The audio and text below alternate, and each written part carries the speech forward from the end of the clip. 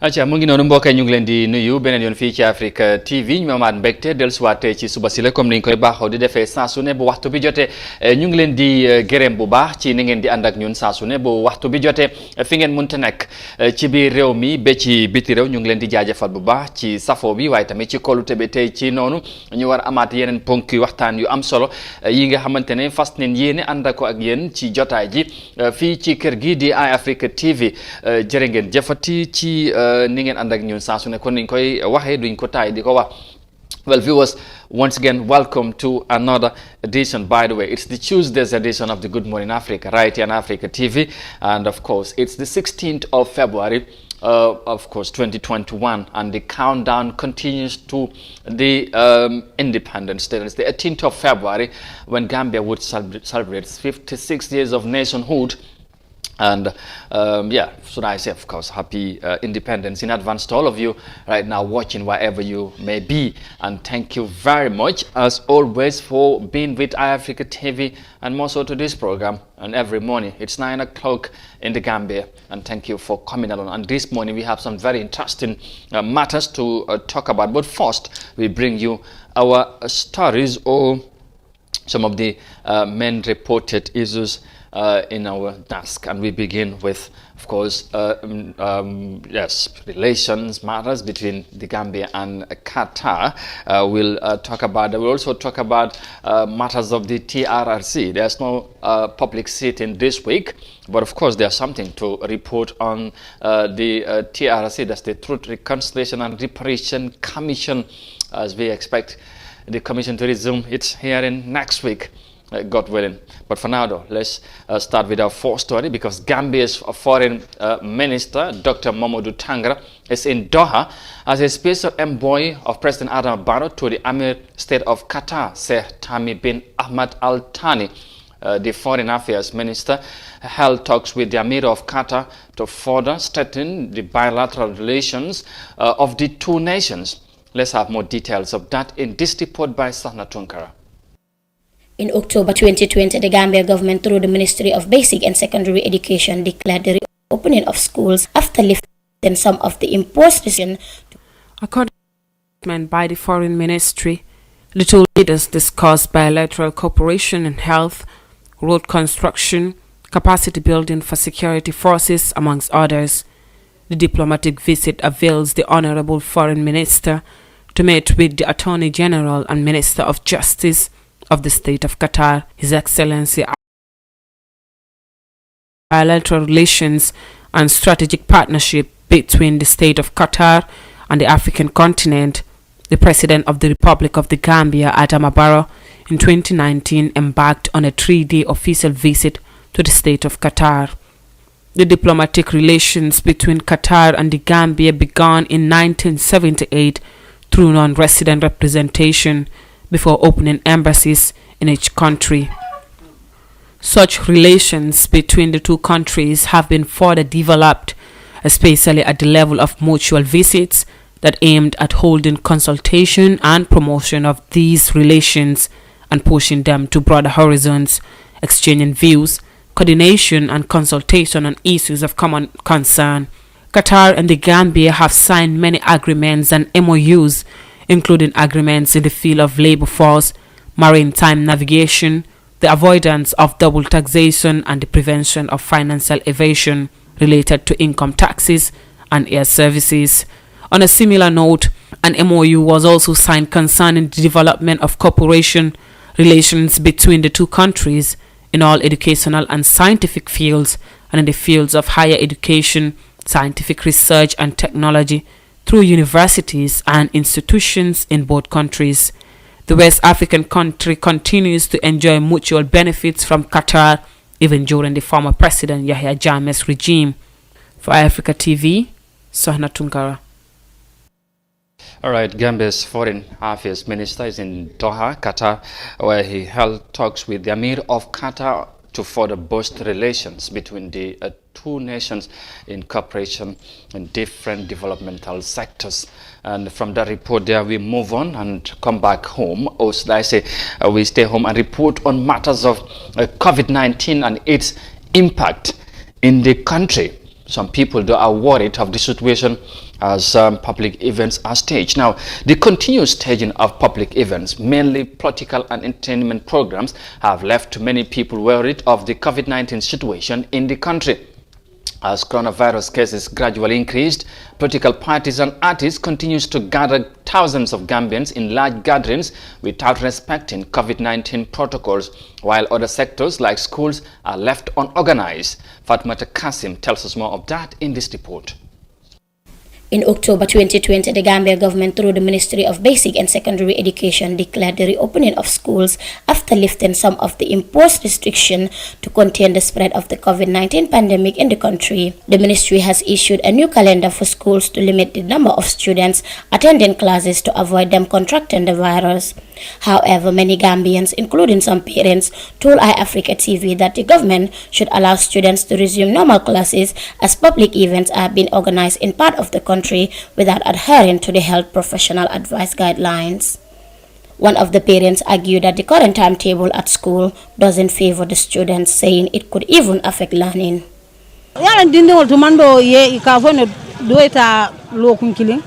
These regulations imposed by the government is unfair. Some students are asked to go to school on certain days while others in a different day. This kind of learning system will not favor the students, because if a child is supposed to go to school for the whole week and you ask them to be reporting to school on just few chosen days, they will end up forgetting what they have learned before the coming days. If there was corona, as they said, Adama Barrow should not have went to his store because he toured the country for a month. Was there not corona? Of course there was corona in the country. So why is he delaying the education system? He should not do that. Babukar Jallo, a businessman, said if coronavirus is in the country as announced by the health authorities, then all events should be put to halt. He said since the government is allowing public gatherings to take place without observing the COVID-19 guidelines, students should be allowed to go back to school as usual. By right,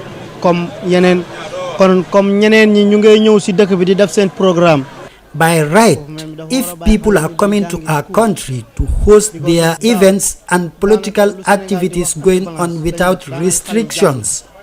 then I believe they should also allow students to go to school regularly, because last year the kids didn't learn anything, and if this is still continuing, it's going to affect the children's education. Mohamed Lamin Kamara, a grade 9 student of Talinding Upper Basic School, expressed his concern of ongoing disruption the students are encountering when going to school. He said the current situation of limiting of activities doesn't favor the students while public events are taking place. We feel bad. Yes, we feel bad because all Gambians, we are all equal. Yes, if the president and the parties, they are doing their program and they say all our students will not do our sports, that is not good. Yeah, we are all equal in Gambia. Yeah. Last year, during the critical and unprecedented surge of the virus in the country, the government declared a state of public emergency leading to closure of all schools, madrasas, dara, majalis, and non-formal education sector. The Gambia is currently experiencing a resurgence in number of COVID-19 cases with a total of 4,414 and 138 deaths registered so far since the emergence of the coronavirus pandemic. For Africa News, I am Fatoumata Kasim.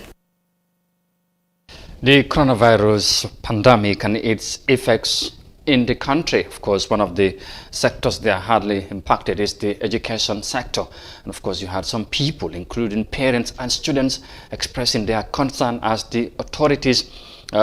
just allowing other public events to hold or to take place in the country while the school system is left unorganized and disruptive, as you may want to say. So it's a concern, but I hope they would look at that and then see possible what can be done on the concerns that have been raised by some of the people we spoke to with regards to the situation. Now, away from that, we will move on and report on matters of the TRRC. As I mentioned at the beginning, that the Commission is on break on its public hearing, but of course we have some other issues to look forward to as they set to resume next week. Now, the Truth, Reconciliation and Reparation Commission completed its 20th session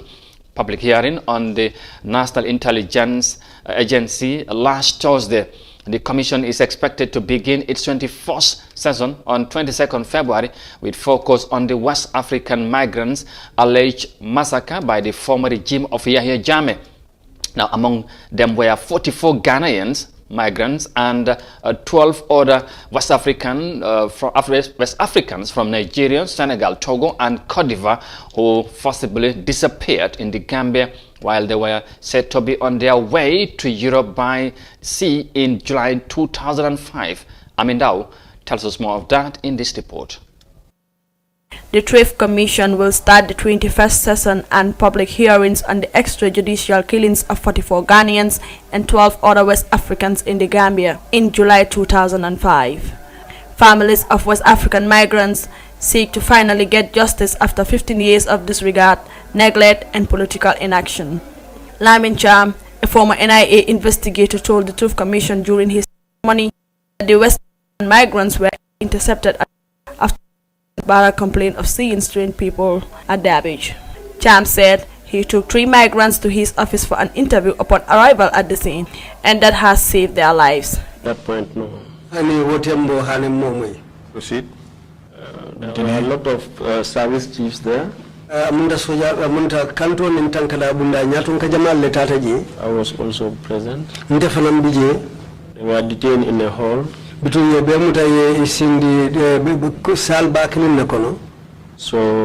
from there, I think they were going to be transported to Babajo's residence. All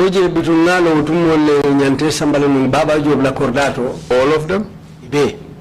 believe all of them. And I spoke to the guards there.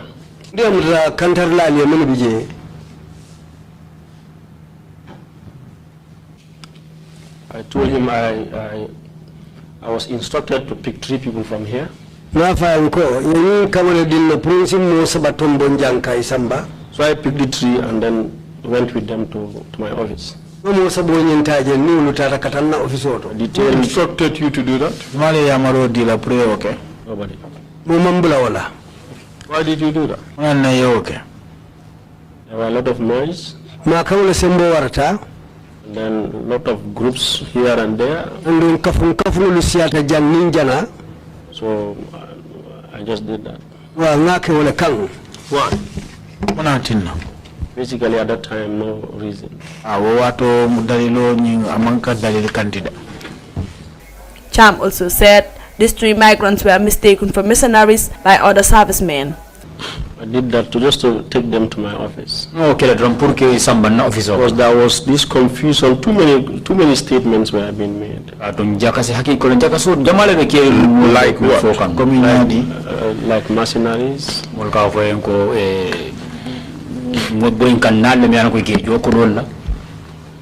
Who was saying mercenaries? I think the soldiers. Or the junglers. These people, did you see them carry anything? They were carrying nothing.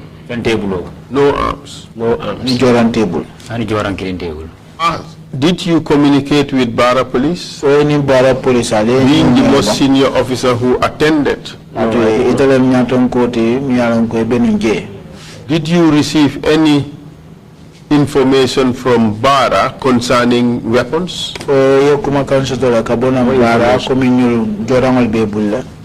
you answer now? No information.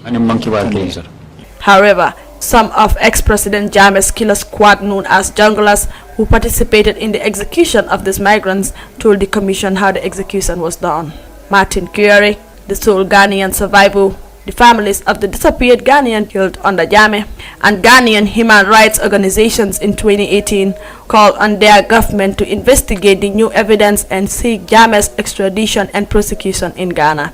Earlier in 2017, rights groups, including Human Rights Watch and Trial International, launched the campaign #Jammeh to Justice, which calls for prosecuting Jammeh and others who bear the greatest responsibility for his government's crimes under international fair trial standards. President Adama Barrow has suggested that he would seek Jammeh's extradition from Equatorial Guinea if his prosecution is recommended by the country's Truth, Reconciliation and Reparations Commission. Reporting for iAfrica News, I am Amindao. All right, Amindao there reporting on matters of the TRRC, and it's expected hearing on the West African migrants killing, or alleged killing by the former regime of Yahya Jammeh. So from that report there, we will move on and report on matters of the National Assembly as public enterprises continue to appear before the PEC committee. Now, the Alternative Dispute Resolution Secretariat on Monday appeared before the National Assembly Public Enterprise Committee to present its activity report and financial statement, but ADRS failed to submit its report since 2017 for consideration. Ndesise files the report of that. It is that all public enterprises present their annual activity report and financial statements no later than 31st March of each year. The Alternative Dispute Resolution Secretariat was today summoned to present its activity report and financial statements for the year ended 31st December 2019. However, ADRS appears empty-handed with no activity report for 2018 to 2019, claiming the reports were not audited. I made an undertaking that we will, before we appear again before you in August, that we would submit the reports for 2018 and 2019. I am afraid that could not be fulfilled for obvious reasons. COVID, we were overtaken by COVID, and everything was at a standstill. So as it stands, we are still at the same position. We've got the financial statement and activity report for 2017. We don't have 2018 and 2019 because we were not audited for us to be able to go ahead and present a report to you. Contrary to the claims made by ADRS, the senior manager at the National Audit Office, Musa Jallo, says ADRS has not submitted its activity report and financial statements for 2018 to 2019 for auditing. 2016-17 is finalized as at the beginning of last year, 2020. But 2018 and 19 has not been submitted for audit yet. We did slot them in, but if there is no account sent to us, we will not be able to carry out an audit. That is why. And for this year also, in our plan, we have slotted them for March and April. Even though we have not received these 2018 and 19, we have slotted them for March and April for the field work. But we are yet to receive the statements yet. That is the situation. ADRS proposed to the committee to give them here again 30th of June to present the necessary documents. The committee considered the proposal and therefore adjourned to a later date to allow for further consultation. In that regard, I would ask of the members that we consider adjourning indefinitely to allow the auditors to go back to office and discuss with the authorities, identify the challenges, and we'll get back to them and they'll get back to us, so that if we need to schedule a meeting with the Alternative Dispute Resolution Secretariat, we do so to come to a resolution in terms of the submission of the report.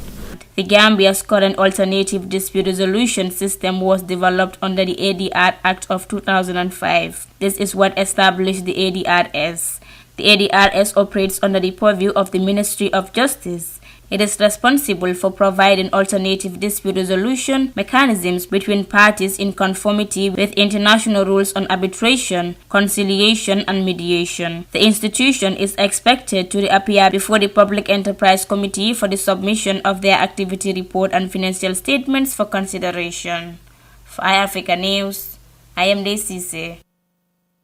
Desise, thank you very much for the report on matters of the National Assembly. Of course, as Public Enterprises continues to appear before the PEC committee to present their activity and financial report or statement for consideration. Unfortunately, they did not present theirs, and not the first time though we are hearing of such from the National Assembly. Now, from that, finally, we do some sports now, and we talk about traditional sports, that is wrestling. Now, it is something that is been over the years has been growing in the country, and of course, despite COVID, finally, I should say, it's start happening again in the country. Now, traditional wrestling is one of the oldest sports in the Gambia, and its festivities are frequently organized by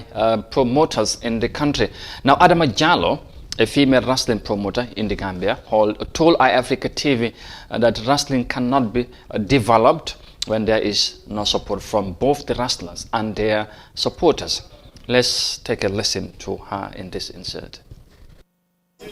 xam nga promoteur lu ko ragalloo mooy comme saaru démb bi nga jël mbër jox ko sa xaalis mu ñëw ba ci géew bi ne du ma bëre loolu moom wax digg yàlla bëgguñ ko liñ bëgg mooy ne mbër boo xam ne jox nañ la xaalis nga ñeme ki ngaa bëree na nga bëree bu baax waaye ñu jox la xaalis nga ne mun naa bëree fekk yow munoo bëree loolu itam daf dee yàqal làmb ji te fii làmb Gambie amateur yi ko amee dara nekkut ci amateur yi compagnie yi ne ci réew mi mun nañ cee dugal seen loxo comme ku mel ni Qcell Gamcell Africell Comion ñooñu ñu ngi ci réew mi amee seen xaalis kenn dugalul ko compagnie yu bëri ñu ngi ci soo gisee Sénégal raw ñi compagnie yi ñoo ñu dee dimbale waaye fii amul kenn koo xam ne nii dina jël xaalisam safi meew moo fee nekk loolu xam nga ne ñoom seen doole bëriwut xam nga ñeneen ñi ñoo ci war a dugal seen loxo waaye kenn dugalul ci sa loxo loolu moo tax làmb bi pour mu dem problème la léegi tey mbër exemple bi nga jël mbër fay ko 150,000 muy ñëw dugal 15 people ba pare manager bi ñëw dugal moom itam boobu xam nga soo ko calculer li nga daanu daf dee bëri de soo war a comme ça exemple nga war a am 100,000 da ngaa gis ne nii yow ak lis daanu nga 20,000 est-ce que loolu dina yóbbu làmb loolu du yóbbu làmb lu ko yóbbu soo dugalee 100,000 war ngaa am 200,000 boog ak lis mu tane waaye dugal 100,000 nga daanuwaat 150 nga daanuwaat 75,000 boobu taxul làmb di dem. acca mu ngi noonu Adam Jallow moom promoteur la wax na ci làmb ji ak yu mel noonu ndax xam ngeen ne aada ak cosaan la làmb dañ koy dundal ci réew mi te tamit ñu ko organise ci réew mi moom bokk na ci te mu nekk jigéen dégg ngeen jafe-jafe yim ci wax ak nu mu dundee yëf yi métti na lool waaye moom moo organise woon làmb ji ci weekend bi am nag lu fa xew ñu war koo waxtaanee ci suba si le ku ñu fekk si jotaay bi ñu am mbégte lool dara laa ko mooy Modou Mohamed Niang ñu nuyu la bu baax abaat mbégte jàkkaarloo waat ak yow ci suba si gannaaw ñu bàyyi la nga nuyoo ak gars yi laata nag ñuy wax ci làmb ji xam na waaw ñu xam duñu wax ne guléet waaw jërëjëf Amadou léeg-léeg bu baax ne itam ñuy seetaan iAfrica TV si jamono bi nekk si réew mi ak si bitim réew yëpp baaxoo fi di fi taataane seen xibaar yi wér te wóor ñoom ñëpp ñu ngi leen di nuyu di leen wax ne good morning yow itam di la nuyu bu baax amal mbégte feggoo fi ak yow ngir nar a indi leeral si yenn yi nga xam ne xew na si bi réew mi rawatina di lambi Gambia comme noo ko waxee rek démba si dimanche bi programme bu lamb ji am solo amoon fële si Sinthiou Alaaji Fiil indi loon ko askan bi di Adam Jallow nekk benn promoteur jigéen bu nga xam ne mu ngi yëngu fii si Gambia di si mbiri lamba yaakaar naa ifin sax beneen dëkk bi ñu denda di Sénégal benn promoteur jigéen leen am Adam nag mooy promoteur jenn jigéen bu nga xam ne ni moo nekk fii si Gambia di fi tëgg lamba mu wote woon lamba ji am solo si dimanche bi fële si Sinthiou Alaaji Fiil Amadou soo fa demee mooy lamb jaa waaw mooy lamb bi gis nga nit yi bari woon trop waaye nag dafa am lu ci am na lu ci rax am na lu ci rax loo xam ne bokk léegi si daal loolu jot na jar naa leeral waaw léegi balaa ñu cee wax rek ñu wax tuuti rek ci làmb tolluwaayam ci réew mi xam nañ ne mbas baa ngi fi xam naa ñuy seetaan dañoo wax ne Gambia moom lu xew ñu ngi dajale nit ñi ci sport ba léegi yu mel ni te Covid mu ngi fi tolluwaay làmb ak jafe-jafe Covid bi naka la mel. waaw làmb yëg nañ ko comme ni ko yeneen xeeti sport si yëpp yëgee because làmb tam yàgg nay taxaw season bi ubbi woon na waaye bu yàgg la Covid bi taxawoon na làmb amut waaye dem nañ ba mu yàgg gis na sport si ubbi la léegi di football bi làmb tam daal di dellu si waat waaye mu nekk lu nga xam ne mbëri joytu woon neen because foofu leen yaakaaree seen lu bëree bëri ndaw yu bëri moom ndaw yu bëri waaw téeméeri ay ndaw den yaakaar làmba si làmb leen yaakaar pour développer si làmb leen yaakaar pour tedd si teral si seen way jur because mbër yi bëri soo leen bàyyee soo leen a déglu ñoom loolu leen di wax waaye mu mel ni Covid bi mu ngi fi waaye terewul ñu ngee naxanteeg loolu di tëgg ay làmba waaye nag di wax ne rek làmb bu nga xam ne ni xewoon na dimanche depuis si ren ubbi ba léegi gisaguñ làmb bu day noonu si nit si organisation bu nga xam ne amoon na fa ba pare nit ñi oysi noonu bu baax ay boromi ndomba tànk nekk si nguur gi tam ñu won neen fa oysi ok loolu am na solo léegi ñu wax ci lu xew ci dimanche bi yaa ngi ko doon wax Adam jigéen la mu nekk moom kese ci góor yi en tant que jigéen promoteur yi nag bari nañ bu yàggul gis nañ beneen event xew samedi moom mu xewle dimanche lamb ji yaa ngi fa woon wax na ci jafe-jafe yi nga xamante ne mu ngi ko dunda en tant que jigéen waaye en tant que li nga xamante ne mooy doxalin lamb wax na ñàkk a jàppale bi waaye surtout ci mbor yi ak seen supporter seen doxalin léegi dina ñagasal organisation bi ci combat bi sax mooy event bi am na lu fa xew ba tax am na ñu cee wax problème amoon na ci. Amadou loolu làmba comme ni ko gars yi di waxee nekkul lay génne si sa poste di ko def. parce que dafa métti di nga contract 20 mbër muy 10 combat loolu 20 mbër la waaye loolu bokk na sax daanaka si li si gën a tuuti te léegi xam nga ne mbër yi dañ dee fayeeku xaalis bu baree bëri loolu la mbër yi dee fayeeku pour lu ko si wax mu ne dama bëgg lu ma am dam taralee ko suma yaay suma yaay sax leen de faral di wax so mu nekk tam loo xam ne nii promoteur si dañ dee nit ndimbal si loolu waaye comme kon nu ko aram dafa jafe lool ci réew mi surtout mais son na ko tudd na ay compagnie yu bëri si biir réew mi waaye jàppalewul leen te loolu sax si biir waxam mu ngi wax ne nguur gi itam dina war nañ si dugal seen loxo te nee na dugal nañ si loxo te xam naa ne mu ne président Adama Barrow yëg na loolu te xam naa dina jéem a jàppale tam promoteur association mu ngi fi comme noo ko waxee lu dem si fukki promoteur ak juróom-benn moom rek moo siy jigéen si biir réew yi Gambie koo xam ne mu ngi see tëgg ba organisation bis bu am solo démba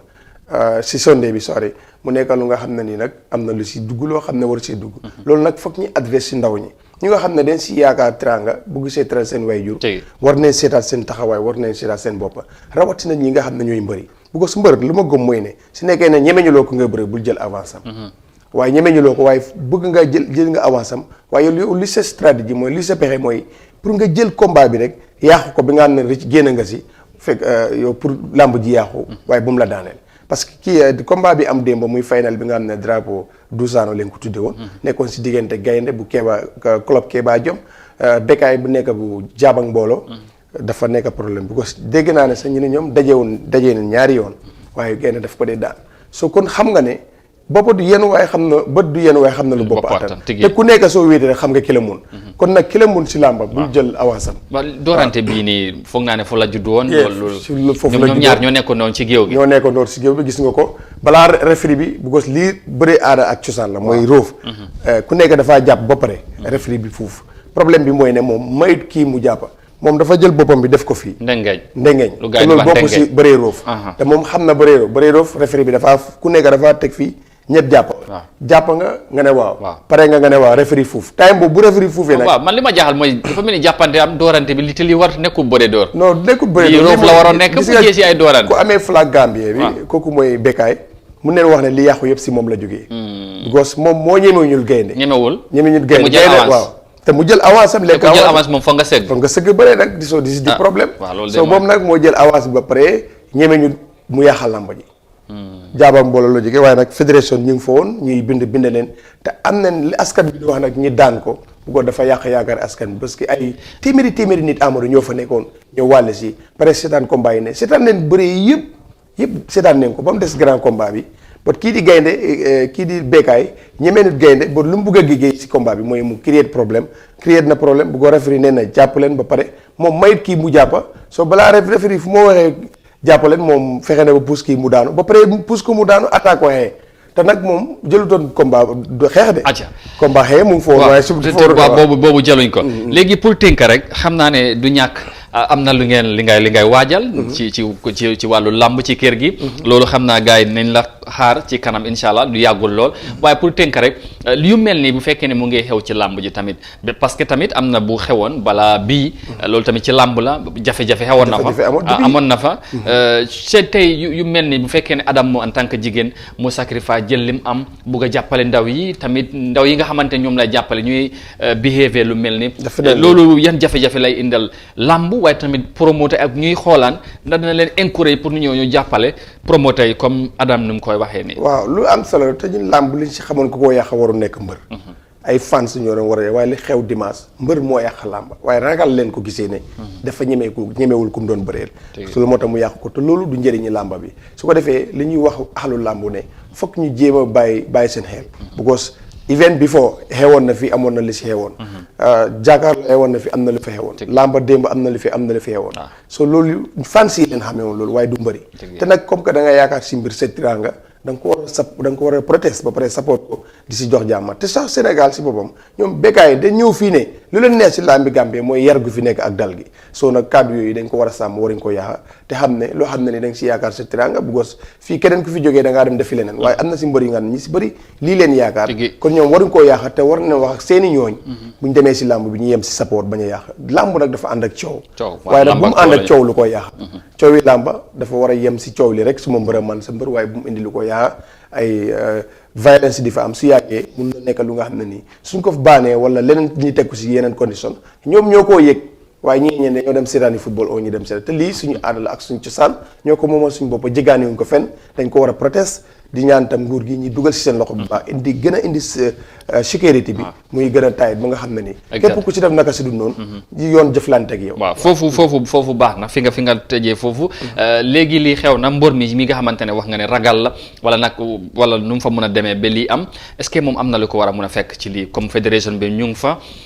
écrit la bokk te tamit dañ ko fay xaalis mu ñëw doxale ni est-ce que am na li nga xamante ne xëj na war na koo mun a fekk wala war nañ ko mun a daan comme def na lu mel ni waaw maximum war na toog 2 years warul bëree fii te am naa yaakaar ne mais bi tam relil kaalam bu des bu ko bëreewul bu dee 10 leen waxante ak yow 5 leen laa jox 5 bu fa des am na yeneen jee yooyu am na nooy defee ci combat mun naa am doo jot sa balance bu fa des loolu mun na nekk du si jot ba pare mun na am 2 years or 3 years mun naa toog du ko bëree suspension boo xam ne du ko bëree because du fans moo yaxa làmba ji du amateur moom si boppam moo ko yaxa te signoon combat bi moom si boppam dafa dem ba si fédération bi mu sign ko ne dina ko bëreewut ko benn indi na problème benn moom moo indi xeex bi moo bañ a bëree kon lu ñoo séentu daan si kawam dina diis waaye maximum lañ si mun a wax war a toog 2 at ci biir réew mi fii du fi takkaan ngemb waaw gars yi solo nañ face mask waaw fan promoteur bi amoo joxe woon na ay face mask wala wax ne ku fa ñëw da nga am sa face mask waaw am na ñu takkoon face mask comme ni muy amee rek si yeneen ndaje yi am na ñu takkoon face mask waaw kon xam nga ren bi di aada ak cosaan moom si yàggee sax da ngay bàyyi affaire yi sa nekk dàll yi naaw neen fa amoon ambiance bu neex moo fa amoon gannaaw su dul problème bi waaw moo xalal li fi affaire yi aada ak cosaan rek moo fa feeñoon waaw waa Saalum yi waa Ñaan yi waa LRR ñëpp dina wane neen fa seen kontaante bu baax a baax waaw. ok acca mu ngi noonu ñu gërëm la bu baax sant la xam naa ne kon wax na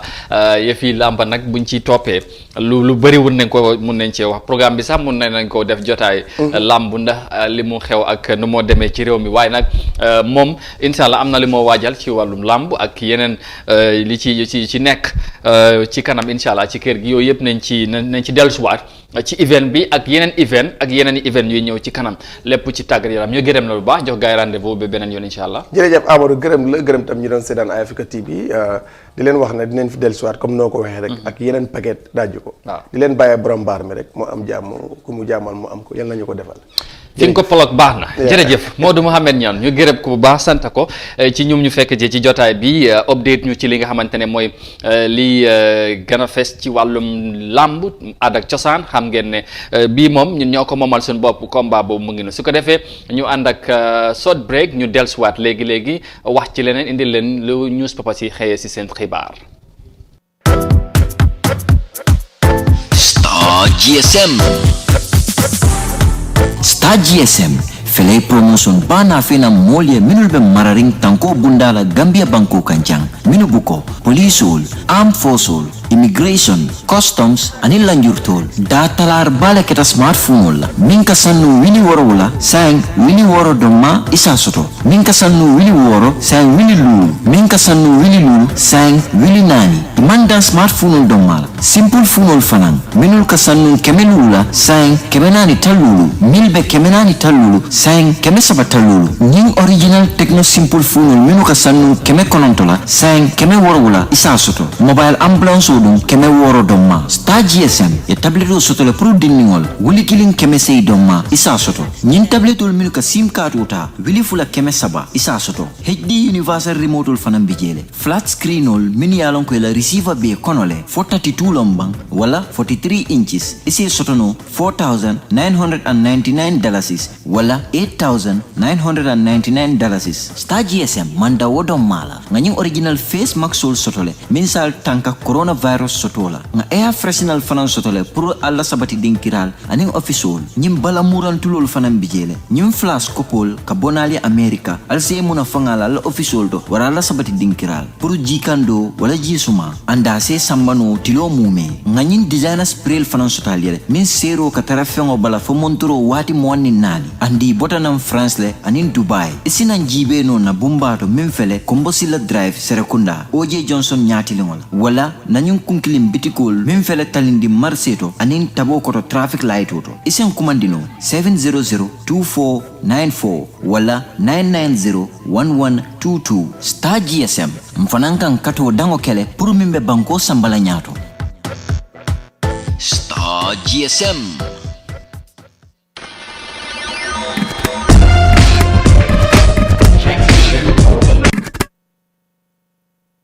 All right, welcome back, and this is the Tuesday's edition of the Good Morning Africa right here on Africa TV. And once again, wherever you are watching, we say thank you very much for joining us this morning. And we are now into the second part of this edition where we bring you the newspaper review. And we also have to acknowledge to our proud sponsor, Star GSM, for empowering this segment of the show. And of course, as you just watched on the advert there, you can just visit them in their various locations to get yourself satisfied with some of the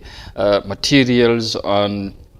they have at their disposal. su ko defee rek gannaaw buñ jógee ci short break boobu ñu dellusiwaat nag ci beneen xaaj bi indil leen newspapers yi comme ni ñu ko baaxoo di defee saa su ne bu waxtu bi jotee lu ñu xëyee si seen xibaar waaye ci noonu ñu gërëm bu baax Star GSM ñoom ñi nga xamante ne ñoom ñoo dooleel newspaper review bi ci of course jotaay ji ngeen gis ko léegi noonu ci advance bi lépp lu nga xamante ne aju na si seen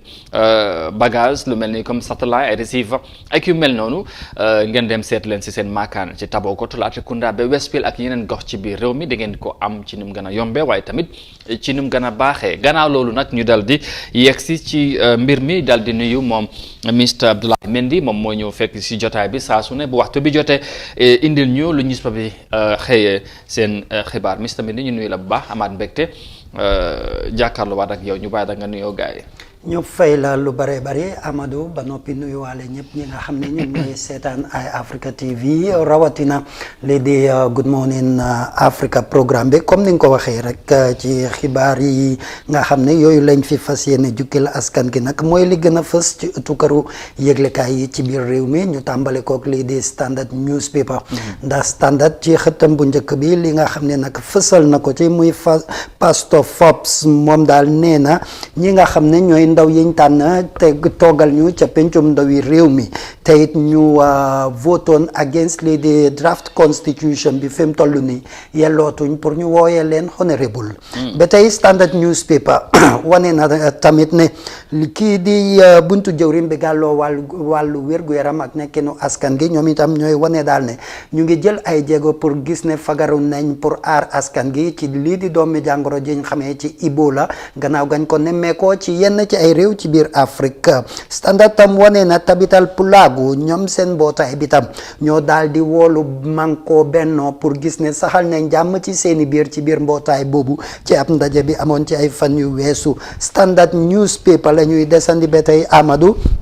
ndax kii layal Yankuba Touré di kenn ci aji tuuma yi nga xam ne ñu ngi koy attee ci bërëbu atteekaay bi moom moo daal di ñaan lu bërëbu atteekaay bi mu dàqagum mbir mi ba jëme jamono pour mu mën koo may mu waajal boppam bu baax a baax pour mën a ñëw jàkkaarloo kii di attekat ba ci mbiru atte yi ba tey la ñuy desandi ndax ex NIA opérative moom weddi na ne bokkul ci ña nga xam ne ñoom ñoo jëloon niwi ndem si yàlla solo Sandembe yóbbu ko fañ ko robee foofu ci biir Tanje gis nañ tam ci Standard newspaper ci seen xët bu njëkk bi Goodluck Jonathan di njiitu réew ca jëmi jamono foofu ca Nigeria moom mi nekk di dox jàmm ci diggante réewi Gambia tam ak lii di askanam ci lii di draft constitution bi moom itam mu ngi waajal ab ndaje gëm na ma am ak ñi nga xam ne ñoom ñooy yëngu ci langue politique bi pour gis coow lii naka lañ ko jeexalee ci biir réew mi Standard newspaper wane nañ tam ne am na ab jigéen ab takk der la woon wala ab takk der la ba tey ndax liñ fi gis mu ne female ex state guard soldier charged with threatening to kill someone in police station moom daal am na kum tëkku ne daal bu moytuwut dina lepp ay fanam te loolu mu nga amee woon ca Brikama police station ba ci police yi la ñuy desandi ndax ci bërëbu àttekaay ba police bi nga xam police station yi nga xam ne tam ñoom ñooy yor ci coow la ëmb ñii di waa 3 years jot na yokk na ñii di seen bàyyu jàppandal gi laata ñu leen di yóbbu fa mbax na doonee benn pour ñu àtte leen lii daal lañ jàpp ne daal Standard am na ci ay gestu yu yaatu yi nga xam ne def na ko ci waaye comme niñ ko dee defee rek am na ay ponk yu ndaw yiñ ci tànn yiñ ci nam waxtaan ak askan gi. acca mu ngi noonu Standard newspaper loolu la ñu indil tey si seen xibaar mu nekk interesting story su ko defee comme noo ko waxee léegi ñu daal di juux ci yëf yi tànn ci benn ñaar si seen xibaar yi ñu gan yaatal ko tuuti rek ak ñuy ànd ak ñun jamono jee. dëgg la comme ni nga ko waxee Standard newspaper ci seen xët bu njëkk bi Pastor Forbes di kenn ci ñi nga xam ne ràññee nañ ko bu baax a baax fii ci biir réew mi di kilifa diine moom moo daal di wane itam ne daal ne fi mu toll nii ñi nga xam ne ñoom ñooy suñuy ndaw yeñ tànn ñu toggal ñu ca pencum ndawi réew mi war nañoo seetaat seeni melokaan wala boog sax yëre biñ leen di solal di leen tuddee honorable ndax nee na am na ñenn ci ñoom daal yellootuñ tur boobu ndax mooy ña nga xam ne ñoom ñoo vote pour daal di dàq lii di draft constitution bi ndax li tax mu wax loolu mooy gestu wane na ci lii di gestoom daal ne ñii de la leen fa tax a toog mu di askan gi du loolu la ñuy mbuboo fi mu toll nii waaye am na leneen li nga xam ne ci loolu lañ nekk lu wutee ak la leen fa tax a toog ndax nee na lii di draft constitution bi dafa war a doon mbir mi nga xam ne xelu askan gi la xalaatu askan gi ak li méngoog bëgg-bëgg askan gi kon bu demee ba àgg ca pencum ndawi réew mi te ñan ñu fa toogal ñun ñoo tax ñu toog fa ñun de suñuy baat lañ war a dëggal waaye itam du la nga xam ne moo di seen bëgg-bëgg wala lii di seeni mbiru bopp moom nag mu ngi doon àddu ci kàddu yi gannaaw ba nga xam ne ci ab ndaje lañ amoon doon nemmeeku ay pexe yi nga xam ne dinañ ko mën a nas ba lii di draft constitution bi nekk ci koma comme niñ ko waxee ci biir réew mi ñu dekkali ko ci koma googu mu doon luy sax ci biir réew mi fii nii ca ndaje boobu it gisoon nañ fa ne ñenn ci ay ndawal pencum ndaw yi réew mi ku ci mel ni Suwaybu Touré toggal Wulli West foofu ca pencum ndaw yi réew mi moom daal gis-gisam itam wane na daal ne ña nga xam ne ñoom ñoo nekk ci nguur gi di nguuru baro bii de ab yaakaar la tas ci askan gi ndax yaakaaru askan gi dëxëñ na ko teg ko ci lii di draft constitution bi kon nag buñ ko booralee ci benn boor mu nga mel ni mbir mi de moom tasub yaakaar lañ ci gën a séntu. kaddu Pastor Forbes of course moom ci noonu la ko gisee waaye nag waaw comme nee nañ ñi nga xamante ne ñoo tax ba draft bi xëy na mu nekk ak coma right now ñooñu buñ leen wooyee honorable li ma jaaxal nag mooy bu waxee loolu est-ce que moom buñ dellusiwaatee comme ñu ngi jéem a naxante ak gars yi wala liggante ndax nu ñoo dekkalaatee affaire yi ndax moom ñooñu nañ ko déglu ak wala ndax naka la ñoo gisee kaddu yi loolu leneen la waaye nag kaddu yi mu wax lu mat a bàyyi xel tamit comme ni ñuy waxee saa su ne lu mel nii bu amee ku ne da nga ciy am gis-gis moom tamit noonu la ko gisee du ñàkk keneen tamit gisee ko neneen waaye nag comme waxtaan baa ngi continuer ñu am yaakaar rek mun nañ dañ ko dekkalaat. yaakaar dina ci am pour ne dinañ ko mën a dekkalaat ndax looloo waral kii di Goodluck Jonathan sax mu nam ñëw ci biir réew mi fii am ay waxtaan yem am ak kilifa yi pour seet naka la ñoo mën a dekkalee mbir moomu waaye ci leneen ci xibaar yi itam comme ni ngi leen ko junjulee woon ci njëlbeen rek muy sub inspector kenn ki nekk ca Brikama police station moo xamal magistrate court ba nekk ci Brikama de ab soxna gi nga xam ne nag nekk na wala nekkoon na ab state guard ci jëme jamono amoon na ab jamono bi nga xam ne demoon na foofu ca Brikama police station ba nag àndoon fa ak jaasi bi mu dugal ci mbuus daal ne waa Brikama police station bi de buñ doxut ci la nga xam ne moo di coow la dox ci digganteem ak kenn amaana dina lepp ay fanam loolu nag doon mbir mi nga xam ne lu xëtt lii di sartu réew mi la teyit ñu yóbbu ko fa mbax na doone benn pour atte ko ci tuuma yooyu ñu ne nag ki koy atte mooy magistrate Anna Mendy ci anam ba nga xam ne moom soxna si ñu gën ko xamee ci turu Miss Camara tuuma yi njëkkati teg ko ci ndoddam li daal mooy ñu ne keroog ca fukki fan ak juróom ci weeru octobre ci atum 2020 lañ daal di fàttaleku ne juróom-ñetti waxtu ci guddi ga ba mu jotee jàpp juróom-ñeenti waxtu la doxantu woon foofu ca Brikama police station ba nag ànd ak ab jaasi xamal leen ne daal am na ab coow bi dox ci digganteem ak ab nit te itam xibaar jooju moom mu ngi ko àgge woon ci beneen ci ab police station laata muy àgg foofu ca Brikama waaye ñooñu mu nga mel ni dañ sàgganee mbir mi wala dañ ko tànxamlu ba loolu daal di jot xolam mu gis ne tam fi mu toll nii faw mu mën a dem waxtaan ak ña nga xam ne ñoom ñooy kilifa yi ci tund boobu te yore wàllu kaaraange gi pour aar askan gi ak seeni alal mu di police yi ba mu àggee foofu nag ci la nga xam ne wane na ko daal mooy mbir mi de nee na bu ci police yi defutee la nga xam ne mooy li war moom ci boppam dina lepp ay fanu kooku waaye bañ ko yóbboo fa mbax na doonee benn daal ci jamono juñ toll nii mu ngi ci laaj ak tontu kii nga xam ne nag moom mooy layal nguur gi ci mbir ma waaye ñu ngi gis ne daal la ba tey ci fam taxaw daal delluwu ci gannaaw nanguwu tuuma yi te itam bàyyut. waaw waroon nañ ko letti wala ñu firi ko balaa moo yegg si fii waaye moom tamit jéego yu mu jël loolu leneen la waaye li ci munti am kon mu ngi ci kanam yi yoon rek comme ni ñu koy waxee saa su ne duñ ci bëgg a àddul bu baax waaye daal li ci kanam rawul ay gët xam nañ ci bàyyi xel bu baax a baax te tamit li ci am solo rek mooy bu mbir amee mu yegg ci police yi nañ ci ngalla nañ ci def lu war ñu gestuwaat yëf yi ki nga xamante ne moom mooy complain ak kum fa yóbbu ku ne xam fan nga féetee léegoo léegi tamit yi dafay jeexal xool amaana soxna si loolu moo ko yóbbee ci fi mu nekk right now maanaam duy ñàkk parce que comme niñ ko gisee moom mbir mi du Brikama sax la xewee ndax nee na ca ca dëkk bam xewee ci la dem ca police station boobu daal di looj complain am waaye mu ngi mel ni daal dañ ko tànxamlu wala dañ ko faalewut ci mbir mi looloo tax mu ñëw ca Brikama police station daal di tëkku ka nga xam ne nag moom la amal coow lii nii waaw mun jàngat mun naa nekk boor bu nekk ci yëf yi waaye duñ ci sori kon niñ ko waxee comme mu ngi ci kanami loi ci kanami yoon nañ bàyyi yoon mu doxal mbiram su ko defee mais bi bu yëf yi sottee ñu xam naka la tëddee gannaaw loolu ñu wax ci leneen ci li ñuy waxtaanee mooy ci wàllu wér-gu-yaram ndax àddina wërngal këpp réerewuñ mbir ne amoon na fi jamono ci ay at ci ginnaaw benn feebar gane si woon àddina rawatina ci biir Afrika ñu gën ko xamee ci Ebola ci xeex bi nga xam ne nag àddina wërngal këpp boole nañ ko xeex Ebola ba mu fi génn ci fan yi ñu weesu nag ñu ngi ko nemmeekuwaat ci biir Afrika di Central African Republic mu di TRRC waaye ci guddi yuñ toll nii ci biir Afrique sow jant yi ti nemmeeku nañ ko fi ndax foofu ca Guinée Conakry ci ay fan yi ñu weesu nii rek lañ daal di gis ne am na ay bakkan yi nga xam ne faat na ko fa ba toll na ci ñett am na ci kenn ci ñoom sax ab fajkat la looloo waral nag buntu jëwriñ bi gàlloo wàllu wér-gu-yaram ak nekkinu askan gi ci biir réew mi gën a dalalaat xelu askan gi ne ñoom it ñu ngi ci dox ay jéego te itam ñu ngi nas ay pexe yi nga xam ne nag mooy tax yàlla tereeti ko ëllëg ak si biir lu ni mel bu ganesee ci biir réew mi dinañ mën a gàttandu pour seet nuñ ko fi génnee waaye itam pexe yooyu bokk na ci it pour ñu aar askan gi aar itam lii di réewi Gambia ba feebar jooju di Ebola googu bu mu dugg si fii ndax réewuñ mbir ne becc ci jamono juñ toll nii lii di Covid-19 bi mu ngi continuer di wane man-manam ci biir Afrique ak ci àddina wërngal këpp kon nag Covid-19 war koo booleeg lii di Ebola day mel ni àdduna guy waaj a tukki lay doon. maa la ko wax de ma ne ko maa la ko wax xam naa ne fu mu nekk nii ku xam lu fi Ebola def bu yàggul bu waree bu ñu wax déggaat mu ngi jogaat ba bugg a tasaaroo tamit ci Afrique wala ci àdduna si loolu beneen mbir la ñu am yaakaar comme kilifa yi teel nañ ko yëg te wax nañ ne ñu ngi cee jël ay jéego war nañ yaakaar ne incha allah nañ ko teel a contain fu mu nekk laataa moo tasaaroo ci Guinée wax nga ko am na ñu ci ñàkk seen bakkan dem na ba ñeent sax léegi confirme nañ démba loolu am na waaye kilifa yi tamit ñu ngi dem foofu pour taxaw yëf yi balaa moo gën a law ñu ngi ci Covid wax nga ko bu leneen naree rax ci loolu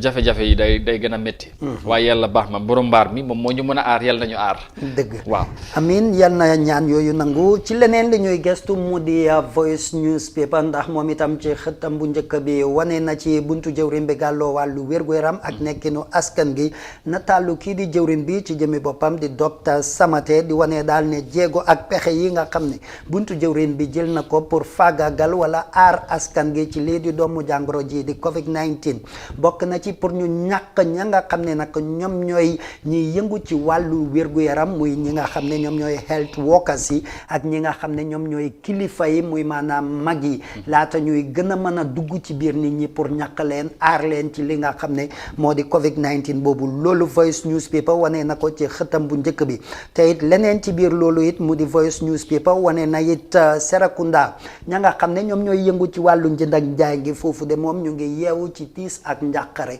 gannaaw ba KMC de Kanifing Municipal Council am ab pexe bi nga xam ne ñu ngi koy nas pour war leen a yokkal la nga xam ne mooy payoor yi ñuy fay ci lii di seeni palaas yi loolu nag muy jur ab coow ci ñi nga xam ne ñoom ñooy yëngu ci fànn jooju ñaari ponk yi bokk na ci ay ponk yi nga xam ne yooyu leen ci nam waxtaanee waaye Voice wane nañ tam ne GRA mu di Gambia Revenue Authority seeni kilifa yi ñoom ñoo doon nemmeeku yenn ci seeni bërëbu liggéeyukaay yi jiite ko di kii di Yankuba mi nga xam ne moom mooy commissioner général moom wane na daal ne pexe yi nga xam ne yooyu la bëgg a jël pour jàppale ndawam yi ñu mën a def seen liggéey ci na nga xam ne noonu la gën a mucc ay bee pexe yooyu du ci sonn du ci tàyyi ndax la nga xam ne moo di liggéey gi jar na ko te gis na ne ay jàmbaar la yor ci bërëbu liggéeyukaay yooyu kon jàppale leen li war la te saa su ne dina gis ne dina ci taxaw loolu mu ngi ko doon wax ci anam bi mu nekkee di nemmeeku yenn ci seeni bërëbu liggéeyukaay yi nekk fii Barra Police Station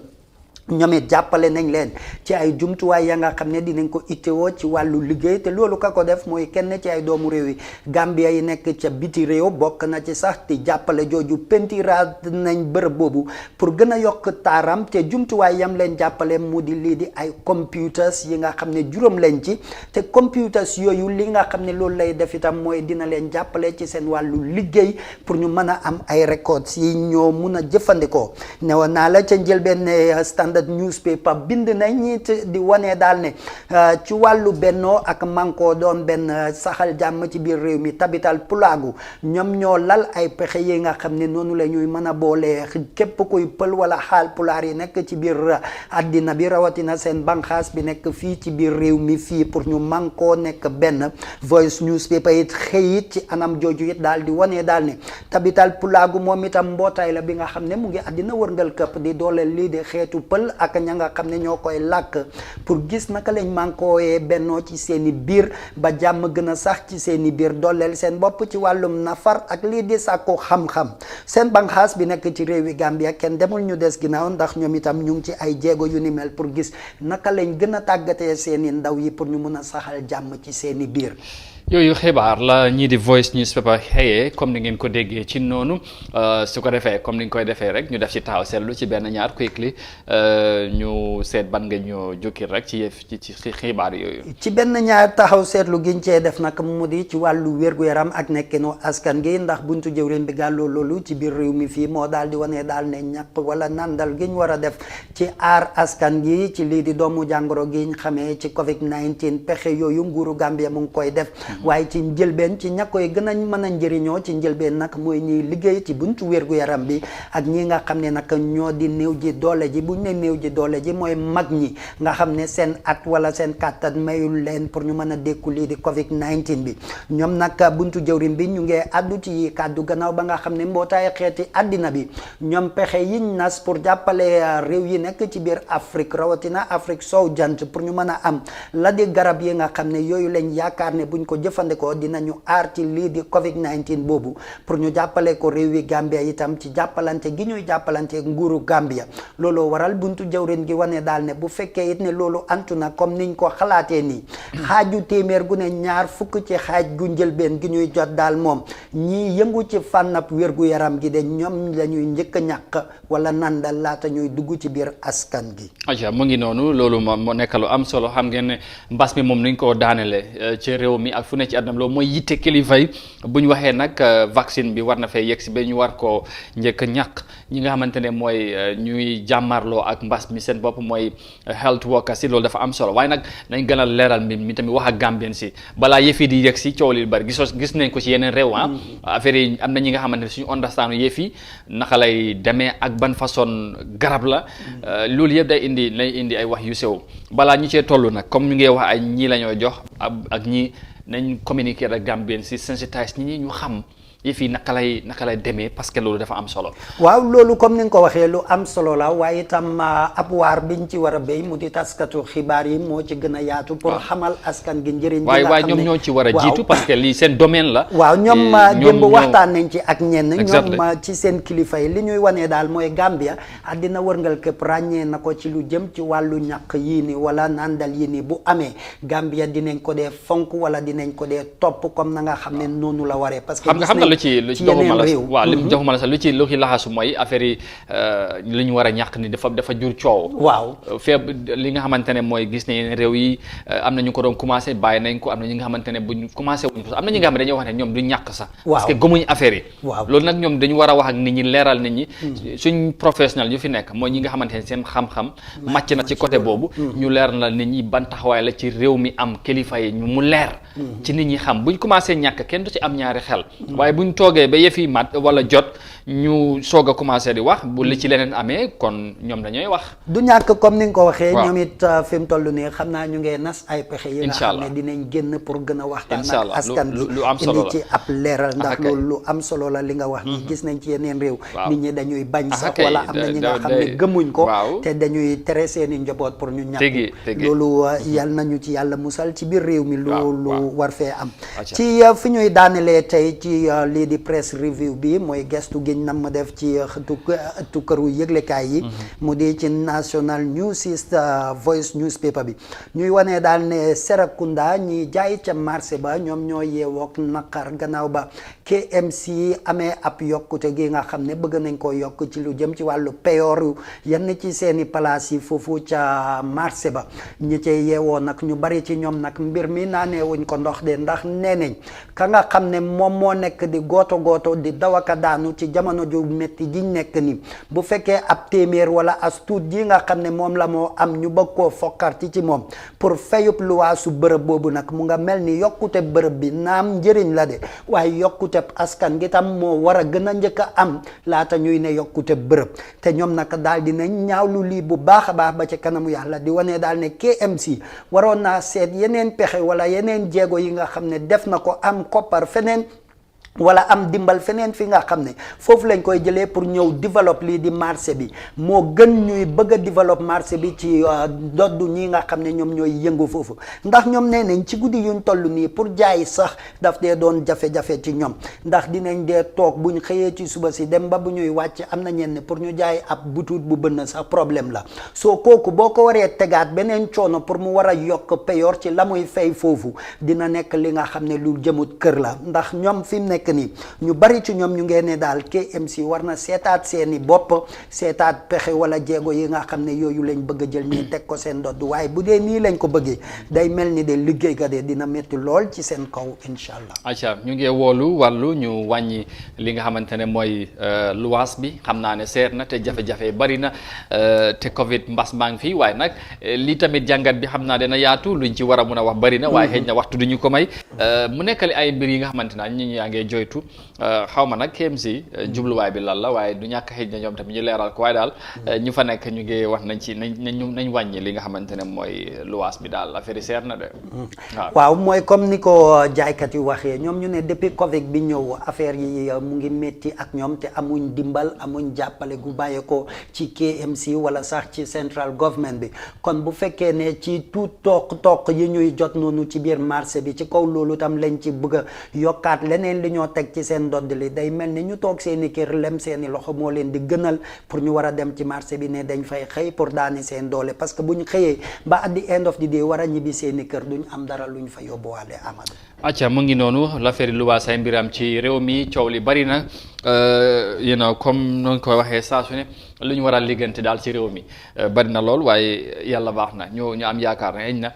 nañ ci kilifa nañ ci taxawaay bu mat waaye tamit taxawaay bu am solo su ko defee Mr Mendy ñu gërëmaat la bu baax beneen yoon ci taxawaay bi amat na solo ñu jaajëfal la tamit ci ni ñu digtalee xibaar yi yaatu na leer na te tamit am na solo ñu jox gaay rendez-vous suba incha allah comme ni nga ko waxee suba lay doon waaye it bu ñeenti waxtu yi tey jotee dinañ indi yeneen ci ay xibaar ak lii di press review bi ci kàllaamay Mandinka comme tey niñ ko doore woon ci fajar ga ba juróom-ñaari waxtu tegalee fanweeri simili ñu jaajëfal la Amadou ci dalal bi itam jaajëfal képp ki nga xam ne mooy seetaan lii di Eye Africa rawatina programme bi ñu duppee Good Morning Africa jox leen dig daje ba suba ak jàmm bu ci yàlla bur bi namee mu ngi noonu ngeen kar ko ci kanam tuuti comme ni mu ko waxee ñu ko jaajëfal bu baax a baax ci num teewoo ci jotaay bi yaatu la ñu xibaar yi ci news post yi ñoom tamit niñ xëyee digtal ñu ko ñu ngi leen di gërëm ñoom tamit ci ñu ñoo bàyyee may ñu ñuy jël seen xibaar di ko jàllale fii ñu ngi leen di jaajëfal baax bu ci news post yi yëpp fii la ñoo yemandi ak yéen incha allah ba suba ak jàmm ñu dellusiwaat ci beneen édition ak ay yeneen mbir ñu yaatal ko comme niñ koy defee saa su ne jërë ngeen jëfati ci safo bi waaye tamit ci kóolute bi rendez-vous suba incha allah jërë ngeen jëf. Well viewers, that's all we got time for you today. We'll be back tomorrow inshallah, God willing, for the midweek edition of the same program. But until we meet again tomorrow, do have a very pleasant day and bye from us.